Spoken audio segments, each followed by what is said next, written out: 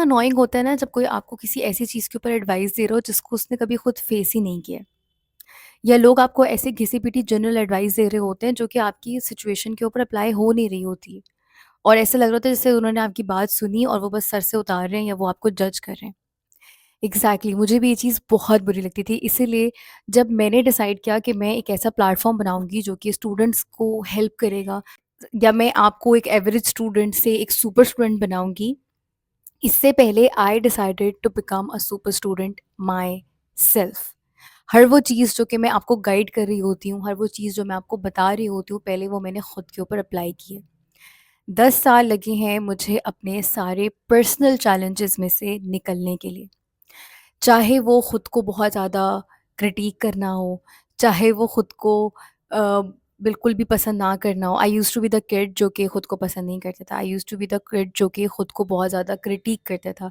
मैं बहुत ज़्यादा खुद को जज करती थी। मैं बहुत ज़्यादा खुद के लिए, मेरी बहुत ज़्यादा हाई एक्सपेक्टेशंस थी। मुझे anxiety, overthinking, depression, you name it, and I have been there, I have dealt with it alone.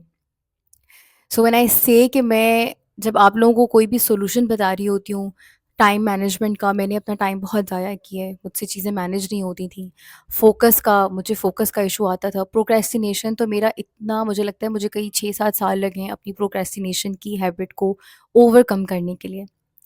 उसके बाद मुझे एंग्ज़ायटी इतनी बुरी होती थी कि मेरा लिटरली साँस रुक जाता था कि जब मुझे किसी भी एक चीज़ के ऊपर बहुत ज़्यादा एंग्ज़ायटी हो रही है। मेरी नेगेटिव थॉट्स इतनी शदीद होती थी कि मैं लिटरली बस अगर यहाँ बैठी हुई हूँ तो मुझे इतनी ज़्यादा नेगेटिव थॉट्स आती थी कि मैं यहाँ पे बैठे-बैठे रोना शुरू कर सकती हूँ। Like there is a long list of everything जिसको मैंने खुद पर्सनली रिज़ॉल्व किया है इस पिछले 10 सालों में, एंड देन अब मेरे पास वो इनसाइट्स हैं, वो नॉलेज है, वो सारा कुछ है जो कि मैं आपको दे सकती हूँ। और वो उसमें से कुछ भी ऐसा नहीं है कि मैंने इंटरनेट से पढ़ के आपको बता रही हूँ कि नहीं एंग्ज़ायटी के लिए ऐसे कर लो, डिप्रेशन के लिए ऐसे कर लो। No, I myself have spent majority of my 20s in depression, and it is not easy. लेकिन आज मैं आपके सामने हूँ। 10 साल लगे मुझे यूट्यूब पे वीडियोस अपलोड करने के लिए, but here I am in front of you. I use to be the person जो कि खुद को पसंद नहीं करती थी। Now I am the person who love myself, who takes care of myself, जिसकी सेल्फ केयर, सेल्फ लव सब कुछ बहुत हाई है। I use to be the person जो कि बहुत ज़्यादा एनजाइटी, बहुत ज़्यादा एंशियस होती थी, जिसको बहुत ज़्यादा एनजाइटी होती थी, बहुत ज़्यादा ओवर थिंकिंग करती थी। मैं अब बहुत सुकून से सोती हूँ। मुझे हर रैंडम चीज़ की एंग्ज़ायटी नहीं हो रही होती है, और मैंने इस चीज़ को, अपनी ओवरथिंकिंग को बहुत ज़्यादा मैनेज कर लिया है। मैंने डेप्थ्स ऑफ डिप्रेशन देखे हैं, और उस टनल में से, जो एक अंधेरा कुआँ होता है ना, उससे मैं खुद को निकाल के लेकर आई हूँ यहाँ पे इन द एरेना। आप लोगों के सामने बैठी हूँ और खुश हूँ और होपफुल हूँ।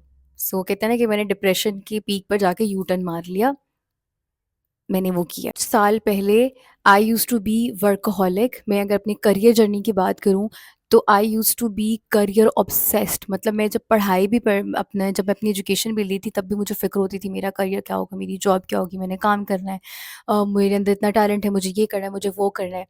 और फिर क्या हुआ कि मैंने काम जब करना शुरू किया तो मैंने फिर इतना ज़्यादा काम करना शुरू किया। I had no boundaries, I had no time management, और मैं 10-10, 11-11, 12-12 घंटे काम कर रही हूँ, या मैं, मेरे अंदर इतनी समझ बूझ नहीं थी कि किन लोगों के साथ काम करना है, किन लोगों के साथ काम नहीं करना है। व्हाट हैपेंड कि मेरा बर्नआउट हो गया, और मेरा इतना बुरा बर्नआउट हुआ कि मेरा बिल्कुल दिल नहीं करता था काम करने का। And I, after my MPhil, I got like really sick. I got health issues so much, and then I took a whole year of rest. और उसके बाद मैंने 2023 के अंदर, 2022 में मैंने सोचा था सुपर स्टूडेंट बनाया, 2023 के अंदर मैंने अपना प्लेटफॉर्म बनाया, और 2023 से लेकर 2025 तक आपके सामने मेरा प्लेटफॉर्म है। And I have been working in such a balanced, happy way that my career is my star career, and it makes me so happy, and it is so meaningful for me, and it also pays my bills. From being a burned out, broke person, I am now a business woman.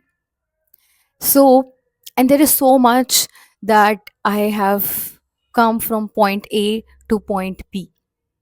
और अगर आप भी इन्हीं सारे challenges से गुजर रहे हैं और आप भी मेरी तरह इनको ओवरकम करना चाहते हैं, then there is one thing जो कि मैं अगर अब अपने 10 सालों को रिवाइंड करती हूँ और उसको देखती हूँ कि क्या ऐसी चीज़ थी कि मैंने ये सारे चैलेंजेस को ओवरकम किया और वो भी अकेले किया, खुद से किया, सेल्फ हेल्प के थ्रू किया। तो मुझे सिर्फ़ और सिर्फ़ एक ही चीज़ नज़र आती है, and that is my mindset. मेरा माइंडसेट ऐसा था जिसने मुझे इतनी सारी प्रॉब्लम्स में से उसमें से निकाला। I kept moving on, I kept working on my self, और मैं खुद को लेकर आई आज इस मुकाम पर जहाँ पर मैं हूँ। And I am very happy, satisfied, and I am thriving. तो वो एक सर्वाइवल मोड से एक थ्राइविंग मोड में मैं कैसे आई, उसका आंसर सिर्फ और सिर्फ ये है कि जो डिफरेंस मुझे लगता है वो था मेरा माइंडसेट। मेरे इर्द गिर्द और भी बहुत सारे मेरे फ्रेंड्स या मैं लोगों को देखती हूँ जो कि इन सारी सेम सिचुएशंस में से गुजर रहे थे उस टाइम पर, और अभी भी वो उन्हीं परेशानियों में, उन्हीं मसलों में, उन्हीं प्रॉब्लम्स के साथ उन्हीं में फंसे हुए हैं। वाई? बिकॉज उनका जो माइंडसेट था वो एक विक्टिम माइंडसेट था। खैर, मैं यहाँ पे कोई सुपीरियॉरिटी कॉम्प्लेक्स नहीं बता रही हूँ कि मैंने ये किया, नहीं। I am just telling you कि if you want to go from this point to this point, from being a person who is not happy, who is in pain, and you want to be the person who is happy, who sleeps in peace, and who is working happily on a meaningful work, who is financially independent, who is owner of their life, uh, who is fulfilling their potential, then you need to have a super mindset. So let me introduce Super Space. It's a podcast for you, for my super student, in which I'm going to mentor you, and I'm going to train you to have this mindset that will take you from a broke kid to a financially free kid, from a kid who is in pain, a young person who has so much potential लेकिन उनको नहीं समझ आ रहा क्या करना है, कैसे करना है, तो कैसा वो माइंडसेट अडॉप्ट करना है, कैसे अपने अंदर खुद को एक सुपर स्टूडेंट बनाना है, that you live your dream life. So this podcast, this space is going to be all about that, but not just that, it's a third space। Third space ये होती है कि आपके स्कूल और घर के अलावा एक तीसरी जगह होती है जहाँ पर बैठ के आप डिफरेंट लोगों से मिलते हैं, बात करते हैं और डिफरेंट टॉपिक्स के ऊपर बात कर रहे होते हैं। You chill out and you also exchange information, and it's like a third space.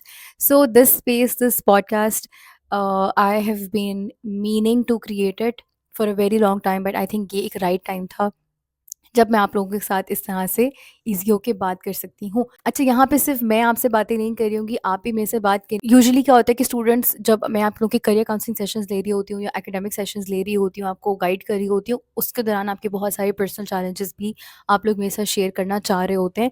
But time limitation की वजह से, और एक ऑब्वियसली करियर काउंसलिंग है, तो मुझे मेरा फ़ोकस ये होता है कि मैं आपके लिए आपकी जो करियर गाइडेंस है, उसको प्रायोरिटी पे रखूँ।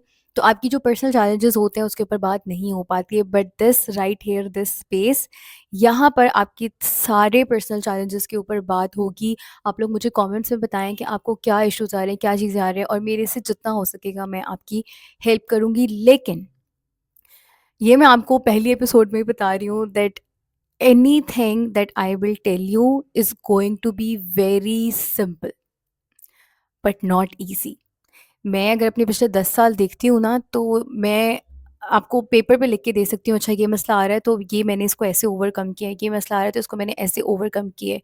It was very simple but it was not easy, and that's why आप एक की जो ट्रांसफॉर्मेशन होती है ना, एक एवरेज पर्सन से जिसकी सारे ये मसले हैं, और एक सुपर पर्सन में, एक सुपर स्टूडेंट में जो कि थ्राइव कर रहा है अपनी लाइफ में, तो ये जो एक ट्रांसफॉर्मेशन होती है ना, ये सिंपल तो है कि आपने यहाँ से यहाँ तक जाना है और ये स्टेप्स हैं इनको फॉलो करना है, बट ये मुश्किल होती है। मुश्किल क्यों होती है? क्योंकि आपने अपनी पूरी आइडेंटिटी को चेंज करना होता है। We will talk about everything. मैं आपके साथ अपना सारा विजडम शेयर करूँगी ताकि if there is one student जिसकी अगर हेल्प हो जाती है और वो इस ट्रांसफॉर्मेशन से गो थ्रू कर जाता है, तो I think my job will be done. So this podcast, this space is for the 18-year-old Sama, जिसको ये सब सुनने की ज़रूरत थी, but she figured out herself, and it took her 10 years to be in this, like for this transformation, this took